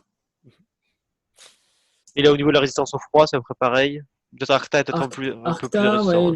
il est Mm. plus résistant, un peu plus Ouais. résistant au froid. Ouais. Et c'est-à-dire -15, moins 10, moins Ah 15? non, sur les poids, on est sur du -10, -12, ouais. Ouais, moins 10, moins 12, c'est ça. Bah, je me souviens qu'en 2012, quand on avait eu ce fameux coup de froid en février, là, j'avais vu, mais les pois fourragers, globalement, avaient passé le coup. Mais bon, j'étais peut-être en situation un peu abritée, mais on était en dessous de -10, quoi, largement en dessous de -10 sur une longue période, et ça avait tenu le coup, quand même. Mm. Là, il y a Myriel qui demande si c'est à la rentrée, on pourra le semer quand. Alors, je sais pas. En fait, ça va dépendre. Moi, je vais être en charge de la partie certification parce que les semences, c'est vrai que le monde des semences, c'est très, très contrôlé. Et donc, moi, je suis certifié par le ministère de l'Agriculture pour ça. Et donc, je dois être contrôlé d'ici une dizaine de jours. Et les contrôleurs viennent pour avoir mon agrément qui permettra de faire des petits conditionnements pour vous. Donc, des conditionnements de 200 grammes à 1 kilo. Là, c'est 500 grammes. Ce sera Moi, j'ai 500 grammes ou 1 kilo. 250, 500 grammes, moi, j'étais parti Ouais, là-dessus. Ouais. voilà. Et après, ensuite, la commercialisation, je sais pas, ça va commencer à partir Voilà, de moi, septembre. voilà, mon idée, c'est d'être prêt début septembre, c'est ça. Alors, l'idée que j'ai, voilà, donc du coup, début septembre, ça veut dire qu'après, bah, vous pouvez, c'est juste les délais postaux, c'est-à-dire qu'à partir de la mi-septembre, vous pouvez commencer à les semer, quoi, si vous avez de la place. Alors c'est sûr qu'au jardin, souvent, alors ça va dépendre derrière quoi on sème, hein. C'est sûr que derrière des oignons ou derrière des pommes de terre, on peut avoir le terrain qui est prêt dès le mois de juillet, mais, euh, mais effectivement, souvent, voilà, toutes les cultures d'été, les courges, les tomates, tout ça, les betteraves, etc. Souvent, ça va occuper au moins jusqu'au septembre, octobre, hein, souvent même plutôt octobre le terrain. Donc, c'est effectivement souvent au mois de novembre qu'on fait le gros des semis d'hiver, quoi. Mais en effet, là, dans ce que je proposerai, vous pourrez faire même. Alors, on sera un peu limite pour les semis de fin d'été, mais ce sera quand même encore possible. A priori, c'est encore possible. Ouais, non, tout ce qui est trèfle, là, sur les trèfles, Ouais. enfin trèfle, les radis, les moutardes, c'est complètement jouable, hein, des Ouais, semis de septembre, c'est très bien, hein. ouais. Alors, ouais, donc là, l'idée de faire ça, et puis probablement ce que je vais vous proposer aussi, bah, aussi bien pour m'aider au niveau de la trésorerie pour tout mettre en place et pour vous permettre de les avoir aussi à toucher un peu moins cher. C'est que je pense qu'au mois d'août, je vais ouvrir la vente dès début août, enfin, la pré-vente plutôt. Donc, vous pourrez réserver déjà vos sachets de semences dès le 1er août. Mais bien sûr, la livraison ne sera pas avant le 10 septembre, certainement, hein. Mais voilà, comme ça, vous pourrez avoir, je sais pas c'est exactement combien, mais peut-être 30% de moins sur le prix, 20 ou 30% de moins sur le prix. Voilà, sur le prix. Donc ça vous permettra de faire une prévente avec un tarif réduit. Ce sera ça l'idée que je vous proposerai. Donc voilà, comme ça. Moi, ça m'aidera aussi à couvrir les frais que j'aurai pour mettre en place tout ça. Alors, je vois qu'il y a des questions. Xavier nous Ouais. demande, j'avais semé de l'avoine noire le 15 octobre 2019. Donc, l'avoine noire, c'est une avoine donc d'hiver, hein. J'avais laissé un espace de 8 mètres carrés que j'ai moissonné il y a 8 jours pour repiquer mes poireaux. J'ai récupéré 2 kilos de grains, plus de la paille. Ok. Et donc, du coup, le grain, c'est pour j'imagine, pour refaire de la semence, j'imagine, ou à moins que tu te fasses des flocons d'avoine avec. Je sais pas. Pourquoi pas, hein, ça fait partie des possibilités, mais ouais, il est déjà récolté l'avoine. Ah oui, mais c'est vrai que t'es un peu plus bas. Toi, t'es pas en haut de la montagne. Oui, de la semence, hein. Ah, d'accord, tu l'as récolté dès la fin juin. Pas mal. C'est vrai qu'ici, je vois les champs d'avoine ne sont pas encore récoltés. Xavier, à nouveau, j'ai 200 mètres carrés de jardin, plus une parcelle de 100 mètres carrés que je ne souhaite pas utiliser comme jardin pour l'instant. Sur ces 100 mètres carrés, je voudrais mettre un couvert d'été et un second en hiver. Quelle plante me recommandez-vous? Oui, alors Quelle est la je date sais pas de si, je sais pas, semis voilà, souhaitée? c'est ça. C'est ça, c'est qu'il y a beaucoup de choses. Quelle est vraiment, plus précisément, quelle est l'idée, quels sont les cycles qu'on veut couvrir? Parce que là, l'idée, c'est de mettre un couvert pour l'été, puis un deuxième pour l'hiver. Ouais, pourquoi pas. Bon. Après, un truc qu'on peut faire aussi, c'est faire un mélange en fin d'été, de mettre un mélange de plantes gélives et de plantes non gélives. Comme ça, les Mhm. plantes gélives, elles vont occuper l'espace à l'automne, puis elles vont geler. Et ensuite, les autres plantes vont prendre le dessus pendant l'hiver, hein. Ça, c'est aussi une possibilité. C'est des choses qu'on voit en agriculture de conservation. On voit des choses comme ça, quoi. Ça dépend pour quelle durée ce serait. Quelle sera la prochaine culture sur cette parcelle? Et oui, voilà, c'est toujours pareil. Ouais. Et Est-ce du qu'on coup, est-ce qu'on part sur du primeur ou est-ce qu'on part sur du. il peut y avoir des couverts. Dans les plus courts, on est sur 45 jours. Enfin, dans les trucs qui arrivent le plus vite, voilà, on a un délai semi stade optimal couvert de 45 jours. Mais après, on peut trouver des plantes qui durent 2, 3 ans, 4 ans, s'il faut, hein. Il y a une grande gamme. Oui, parce qu'effectivement, c'est que toutes les plantes que j'ai proposées là sont des plantes annuelles, hein. Je ne suis pas du tout parti sur des plantes, enfin en tout cas annuelles ou annuelles ou bisannuelles pour certaines crucifères, effectivement. Mais effectivement, je n'ai pas parlé des vivaces. C'est pour ça que je n'ai pas parlé de luzerne ou de trèfle blanc ou de trèfle violet, par exemple, hein, qui sont des plantes vivaces. Mais effectivement. Moi, il y a une plante que j'aime beaucoup utiliser au jardin, c'est du trèfle blanc nain, parce D'accord. il couvre le sol. C'est une plante qui monte selon selon la luminosité, enfin s'il est plus ou moins à l'abri ou pas, il monte, il fait il monte à 5, 10 cm maximum. Et il stolonne, il fait comme les fraisiers. Bon, là, c'est le trèfle blanc et Mm. rampant, enfin, son nom latin, Voilà. Trifolium repens, c'est trèfle rampant. Et il couvre très rapidement le sol et il fait partie des trèfles qu'on a testé à l'INRA qui fixent le plus d'azote le plus rapidement. Ouais. Malgré sa petite capacité végétative, et il fixe énormément d'azote. Et il couvre le sol, et ça permet de limiter les mauvaises herbes et c'est très intéressant. Et puis, les graines étant très petites, un semis à longue grande culture, on fait des semis à 2 kg hectare. Donc, sur un jardin, il y a vraiment besoin de pas grand-chose. Et ouais, c'est clair. Et d'ailleurs, j'ai vu je crois qu'il est je l'ai vu au début, mais je crois qu'il y a un de mes lecteurs là, que j'ai aperçu au début, mais je crois qu'il est plus là. Bruno d'Aix-en-Provence, là, qui fait un essai cette année de culture de tomates au milieu d'un, je pense que ça doit être un trèfle blanc du genre de celui que tu viens de décrire. Et, euh, et du coup, ouais, c'est ça, c'est des choses qui peuvent être assez intéressantes. Si on peut implanter les légumes dans la culture, enfin, dans le Mhm. couvert, du coup, là, l'occasion, on n'a pas à le détruire. Hein. Du coup, ça répond à Mireille. Hein. Dans ce cas-là, quand c'est du trèfle vivace, l'idée, ce serait de ne pas avoir à le détruire, justement, de pouvoir le faire cohabiter avec la culture. Mais c'est pas forcément évident parce que, voilà, il faut arriver, notamment à gérer la concurrence en eau, quoi. C'est un peu ça la difficulté qu'on va avoir au niveau du maraîchage. Mais sinon, par contre, si on a des trèfles comme l'incarnat ou comme le micheli dont on a parlé avant, par contre, là, ce sont des trèfles qui vont fleurir à l'automne qui finissent leur cycle végétatif à ce moment-là. Donc, bon, si on les laisse aller, ça va finir peut-être au mois je dirais de juin pour un trèfle incarnat, peut-être un trèfle de micheli, peut-être un peu avant, je sais pas trop. Ça va dépendre aussi des climats d'ailleurs.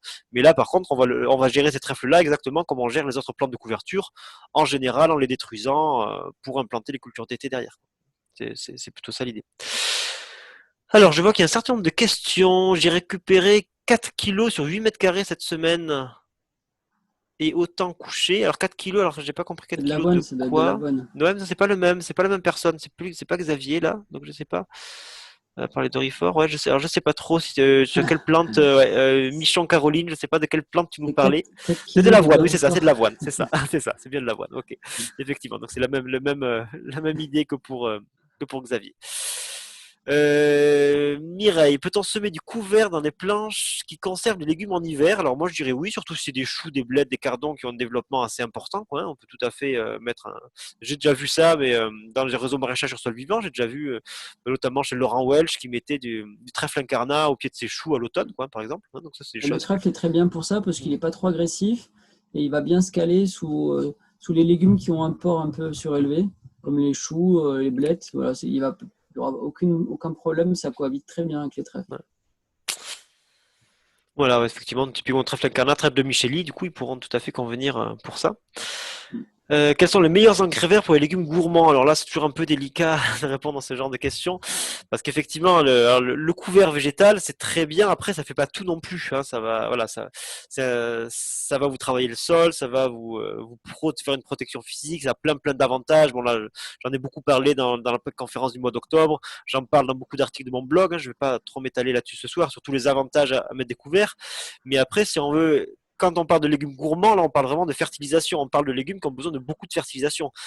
Et bon, faut pas forcément compter que sur l'apport du couvert pour fertiliser la culture qui va suivre. Surtout que souvent, on peut mettre beaucoup de temps. Je sais pas là, j'ai pas en tête exactement, mais je sais que dans ce livre-là, dans le livre là de Thomas et Archambault, il parle d'une expérience sur de la moutarde. Alors, je sais plus sur combien de temps ça avait été mené, mais je crois que sur 10 ans après, je crois que un couvert de moutarde avait mis en 5 ans, je crois, ou plus 5 ou 10 ans, avait relargué seulement 20% de l'azote qu'il avait capté, quoi.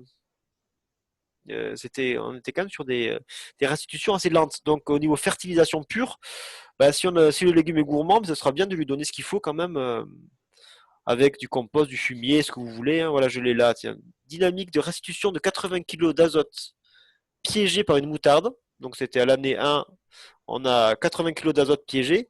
Et au bout de 7 ans, on avait restitué 35 kg d'azote. Donc voilà, attention, la restitution, elle met du temps. Alors effectivement, la moutarde, c'est peut-être pas le meilleur non plus. Hein, une févrole aurait peut-être été plus efficace. Mais, euh, mais effectivement, il faut quand même être vigilant là-dessus. Donc si on a vraiment besoin de fertile, il faudra envoyer ce qu'il faut quoi derrière. Amener un fumier, amener du pipi, amener ce qu'on veut, voilà, ce qu'il faut pour que ça pousse bien, ou des engrais de la jardinerie, ça aidera. De toute façon, ça va de toute façon aider. Quoi. Ouais, là, c'est intéressant ce que tu dis, parce qu'il y a un mythe un peu, enfin, nous, on est confronté à ça. En agriculture, tout ce qui a été communiqué autour de la symbiose, de la fixation d'azote par les plantes, par les légumineuses notamment. Il y avait beaucoup de données qui étaient affichées, mais en réalité, c'est pas si juste. Hein. Il y a beaucoup de plantes, on parlait des légumineuses. Dès qu'on sème des légumineuses, elles sont forcément, elles fixent de l'azote, elles sont excédentaires en azote. Alors qu'en fait, c'est pas le cas, hein. Nous, sur les essais qu'on conduit, en fait, on se rend compte qu'il y a certaines plantes qui vont, pendant les phases d'implantation du système racinaire, oui, elles vont fixer de l'azote, mais elles vont consommer l'intégralité, voire plus que ce qu'elles ont produit. Donc, elles sont plutôt consommatrices d'azote si on fait un bilan au début, et elles vont le devenir à plus de 100. Ah, plus de son là, je sais pas pourquoi. Ouais. Elles vont devenir un peu plus gourmandes, un peu plus productrices d'azote après. Et voire même, il y a certaines légumineuses qui consomment tout le long de leur cycle végétatif plus d'azote qu'elles en produisent, qu'elles en fixent, quoi. Ça, effectivement, je pense que c'est important aussi ouais, d'enfoncer le clou. Souvent, j'aime bien dire que la fixation d'azote, c'est la cerise sur le gâteau. Parce qu'en fait, voilà, les couverts, ils ont plein d'avantages. Mais effectivement, c'est le problème aussi de ce nom d'engrais vert, hein. On parle d'engrais vert, donc du coup, engrais vert, on entend engrais, même si étymologiquement, c'est engraissé. Mais aujourd'hui, c'est effectivement, le engrais, c'est vraiment lié à la fertilisation. Donc, engrais vert, engrais et notamment à l'azote. Et l'azote, donc légumineuses. Alors, les légumineuses sont super intéressantes, mais en fait, voilà, on vous a parlé de plein de légumineuses, on n'a quasiment jamais prononcé le mot azote. Si tu as peut-être pour le lupin ou je ne sais plus lequel, eu, à un moment, tu as parlé de fixation d'azote, mais finalement, tu en as très peu parlé, Maxime. Donc voilà, en Et le fait, trèfle blanc nain qui fait pour le partie des trèfle, ouais, pour le légumineuses trèfle, qui t'en fixe as le parlé. plus. Ouais. T'en as parlé pour le trèfle blanc nain, effectivement. Mais Mm. effectivement, voilà, globalement, on se rend compte que les légumineuses, elles ont plein d'avantages, même si elles ne fixaient pas l'azote, elles seraient quand même très intéressantes.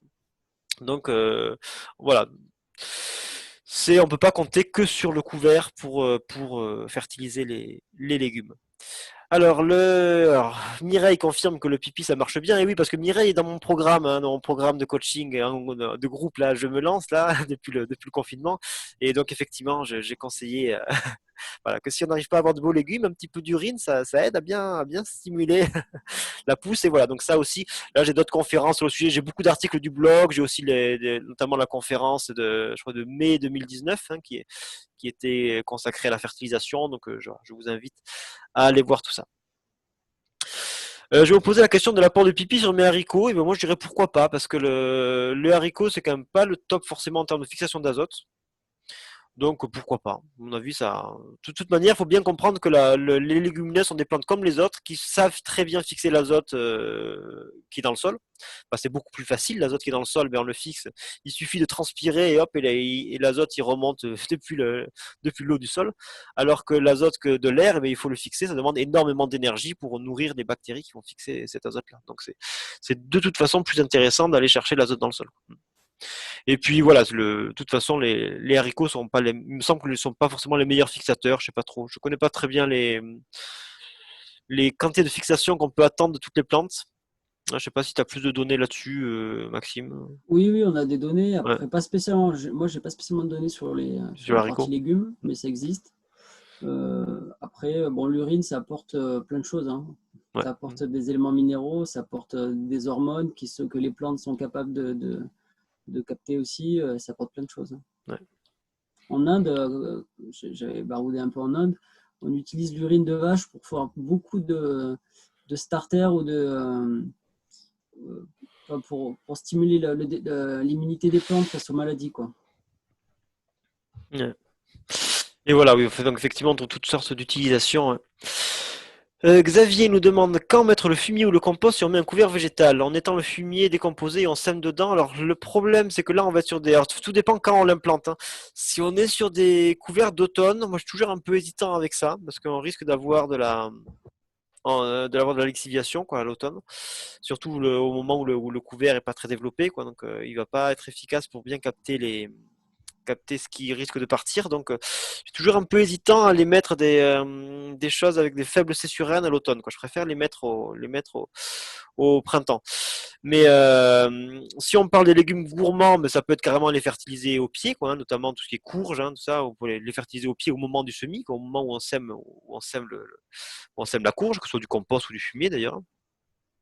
Ou pareil, et même si c'est du compost, hein, si c'est des choses bien compostées, pourquoi pas même autour des pieds de tomates directement dans la terre, quoi, autour des pieds de tomates au moment où on va le mettre en place, quoi, sans forcément avoir attendu. Voilà, en tout cas, je ne serais pas forcément partisan de le mettre à l'automne. Voilà. Moi, je préfère les mettre au printemps, ces choses-là. Puisque voilà, ça aussi, c'est des choses que j'ai évoquées dans certaines conférences, hein, que voilà, l'automne, on est quand même sur une période où le sol minéralise énormément, donc il y a énormément de nitrates dans le sol.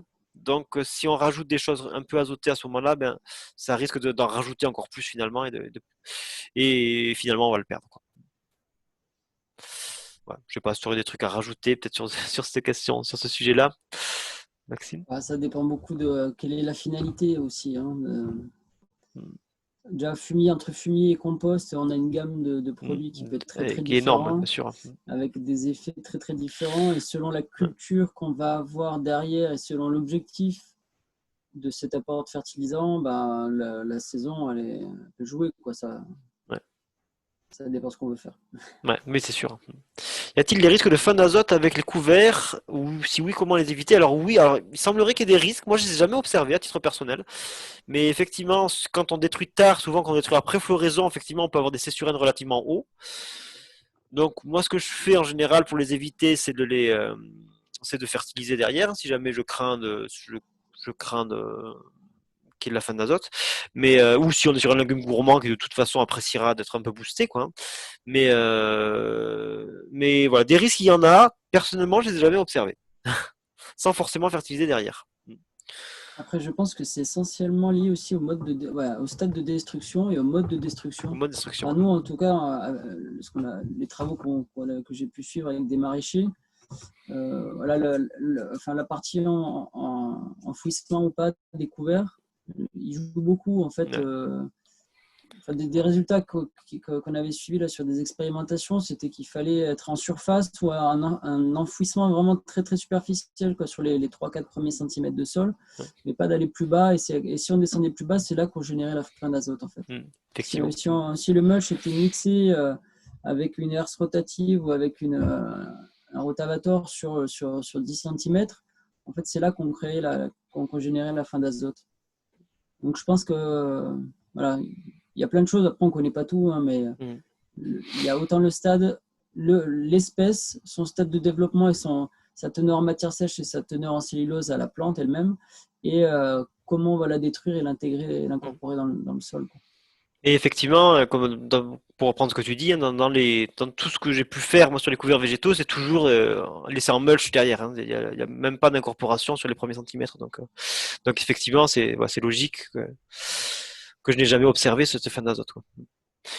Alors, pouvez-vous des exemples de couverts précoces et tardifs avec des quantités de semences au mètre carré? Alors là, oui, on peut en donner. Là, du coup, ça risque ça peut faire beaucoup de chiffres en peu de temps. Mais des exemples de couverts précoces et tardifs. Alors déjà, voilà, ça va beaucoup dépendre sur qu'est-ce qu'on va vouloir faire derrière, quoi. Là, je vais partir du principe que l'on veut que le couvert passe l'hiver et le détruire qu'au mois d'avril. Si on veut être sur un couvert précoce qui passerait l'hiver en étant semé fin d'été, je dirais quelque chose comme du seigle, du trèfle incarnat, de la févrole, peut-être, des choses comme ça. Qu'est-ce qu'on pourrait rajouter? Peut-être du pois fourragé pourrait passer aussi. Bon. Ouais, voilà, enfin, les plantes les plus rustiques, en tout cas, passeront, quoi. Je sais pas si au niveau des légumineuses, les colzas pourraient passer l'hiver assez facilement aussi dans ces cas-là. Ouais, voilà. Mais alors là, après, alors pour les doses de semis, alors là, moi, je les connais pas forcément par cœur. Je sais pas si toi, tu connais peut-être plus par cœur que moi, Maxime. Oui, bah Mais après ça dépend. Moi, je peux te donner des ordres de doses de semis à dose complète, enfin pour un produit, pour une semence pure. Après, les mélanges, il faut faire des proportions de tout ça. c'est ça, hein. Mais là, globalement, sur tout ce qui est céréales, enfin, avoine, seigle, triticale, tout ça, faut tabler. Enfin, on sème pas de très très forte densité non plus parce que ça n'a pas d'intérêt, mais il faut tabler être entre 100 et 130 kilos hectares. Donc, 10 000, on divise par 10 000, bah, ça fait pareil en grammes au mètre carré, quoi. On est sur du. C'est ça, non? Ouais. On est sur Là, du 100 grammes au mètre carré, entre 100 et 130 grammes au mètre carré, si ma conversion est bonne. attends, tu as dit 100 kilos hectares. Non, 100 kilos hectares, ça va faire 10 grammes au mètre carré. 10 grammes au mètre carré, ouais. Ouais. 10 à 13 grammes au mètre carré. Ouais. Alors, Sur les céréales avoine, seigle, des choses comme ça. Après, on peut monter un peu plus que ce soit dense. Tout ce qui va le trèfle incarnat ou trèfle de Micheli, on va être autour de, donc là, moi je parle en kilo hectare parce que ça me coste plus, autour de 15, entre 15 et 20 kilo hectare. Donc voilà, Donc, donc quelques voilà, 10 grammes grammes. au mètre carré. 10 grammes mètre carré. Voilà, là après, voilà, un truc, si vous voulez avoir beaucoup de, bah là sinon on risque d'envoyer beaucoup de chiffres, là ça risque d'être un peu imbuvable. Si vous voulez, bah, je pense que je reproduirai peut-être des choses comme ça peut-être sur mon blog, certains de ces trucs, sur le livre les couverts végétaux. Là, vous avez à la page 266, à la page 266 à 269. Vous avez toute une série de couverts. Alors, peut-être le défaut, c'est que c'est des couverts qui sont plutôt à destination des céréaliers, qui n'ont pas forcément le même cycle que nous. Que les jardiniers. Voilà, on est surtout sur des cycles, par exemple, entre juillet et octobre, entre deux céréales, par exemple, deux céréales d'hiver, où voilà, on va sur des cycles qui vont être un peu différents que les cycles qui vont intéresser les jardiniers. Pour le potager. Mais voilà, on a quand même toutes sortes de mélanges qui sont proposés. Par exemple, là, dans les mélanges simples, par exemple, une moutarde de facélie à 4, 5, à 4, donc là 4 kg hectares pour la facélie et 5 kg hectares pour la moutarde et 5 kg hectares pour la facélie, donc ce qui faudrait 0,4 grammes au mètre carré pour la moutarde et 0,5 pour la facélie. Voilà. Là, on a toutes sortes d'exemples là-dessus. Je sais pas, on voit radis pois fourragé, par exemple, avec 5 kg hectares pour le radis et 25 pour le pois fourragé, donc 0,5 grammes au mètre carré et 2,5 respectivement pour le radis et le pois fourragé, etc. Voilà. Donc on peut avoir plein de choses. Hein. Et pareil sur des mélanges plus complexes, hein, ça va là, il donne des exemples jusqu'à des mélanges avec donc plutôt des mélanges d'été, hein, là avec 1, 2, 3, 4, 5, 6, 7, 8, 9, 10, 11 plantes. Là, ça c'est un balèze, hein. Un super biomax avec tournesol, facélie, radis fourragé, colza, avoine rude, lin. Donc l'avoine rude, c'est pas l'avoine d'hiver, hein, c'est une avoine plutôt d'été. Le lin, le Niger, le pois, la veste, le trèfle incarnat, la févrole, voilà. Donc là, ça fait des mélanges costauds. Voilà. Et là, voilà, il vous donne les doses. Hein. Donc là, ce serait du 3 kg hectare pour le tournesol, 2 pour la facélie, 1 pour le radis, 3 pour le colza, etc. Alors, il y a tellement de chiffres et de noms que j'ai du mal à bien voir. Voilà. Donc là, voilà, je vais peut-être pas trop insister sur les quantités, mais voilà. Après, si on est vraiment sur des quantités particulière, c'est voilà, ça peut. Voilà. Après, des choses que je pourrais faire, c'est que si au moment quand quelqu'un m'achète plusieurs semences pour les mélanger, moi je pourrais donner effectivement proposer des doses au mètre carré pour chacune pour le mélange toutes ces graines. Parce que je crois que faire des mélanges, proposer des mélanges à la vente directement, c'est un peu compliqué. Je crois que tu m'avais dit. Pour l'instant, t'as pas encore l'autorisation pour le faire, je crois, Maxime. Voilà, c'est ça. J'ai le droit de mélanger des semences fourragères, mais j'ai pas le droit de mélanger des semences à destination de faire du couvert agronomique. Voilà. Ouais, du couvert. Donc voilà, donc là c'est Après, encore toute une démarche. au-delà de la dose de semis, donc ça c'est qui est importante, il y a aussi la profondeur. Hein. Enfin, dans la gamme d'espèces qu'on a abordées, euh, tout ne se sème pas la profondeur. Par exemple, je vais prendre les deux extrêmes, mais voilà, de la févrole, si on veut des bons résultats, ça va se semer entre 6, on va la mettre entre 6 et 8 cm de profondeur. Enfin, voilà. Alors, elle va supporter des enfouissements très profonds. À la différence, votre trèfle incarnat ou la facélie, dès que vous allez tomber en dessous, être à plus de 2 cm de profondeur, le taux de germination il va être de moins de 20%, quoi. Donc, c'est des semis plutôt superficiels. Donc, quand vous faites des mélanges, toutes les espèces ne se sèment pas à la même profondeur. Enfin, il faut faire attention. Parce que sinon, il y a des plantes que vous n'allez pas voir. Soit parce que vous les avez semées trop superficiellement, soit parce que vous les avez semées trop profondément. Effectivement, ça je me souviens, le premier couvert que j'avais implanté, ben, c'était Terre d'Humus qui me l'avait procuré.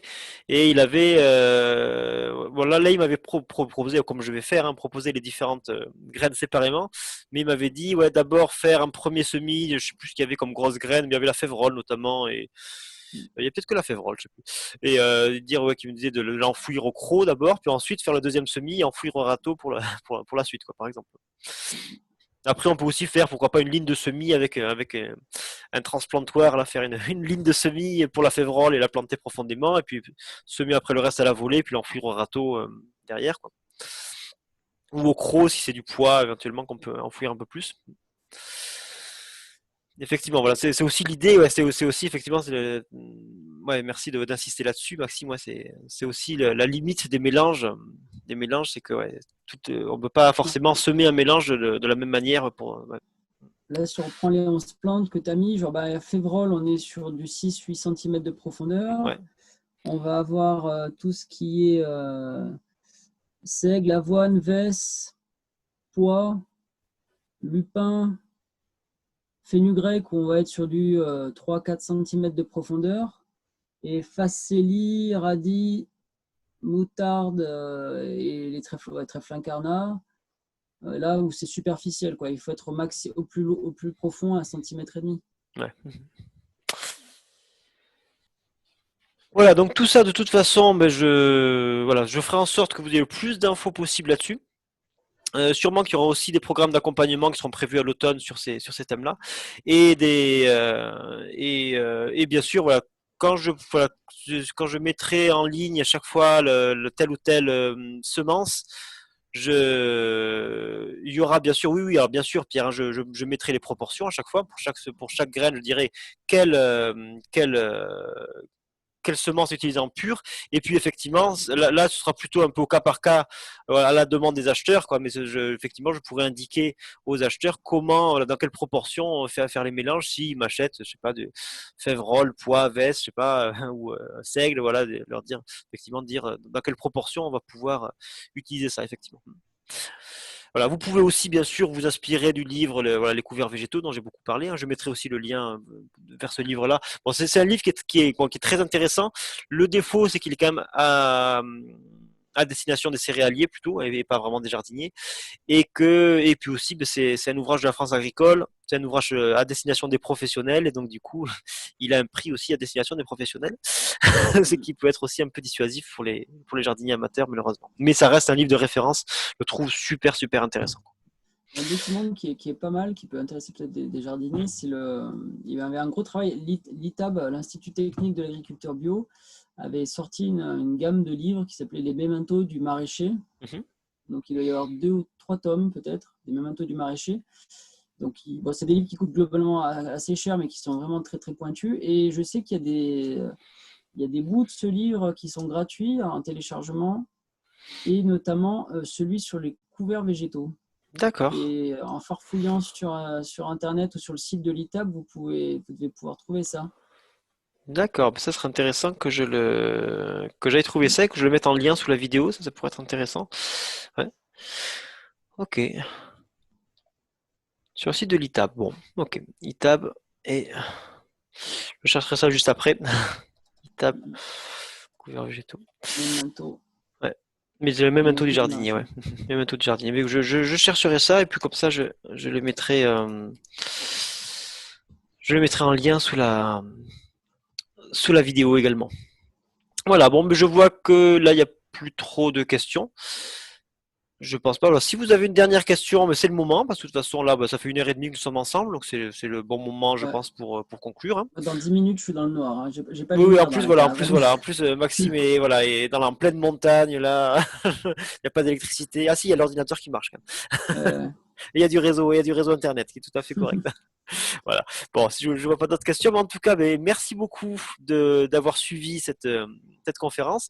De toute façon, sur mon blog, là, vous verrez, il y aura bien sûr le replay qui va être mis là, en ligne dans les jours qui viennent. Alors, dans la semaine qui vient, voilà, parce que je suis pas toujours. Voilà, des fois, ça me prend un petit peu de temps de faire tout ce qu'il y a à faire.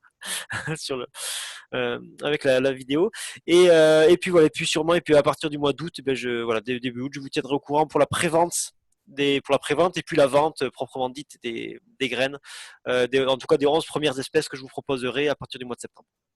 Voilà, en tout cas grand merci de nous avoir suivis. Voilà, merci, bonne soirée à vous, bonne nuit à vous.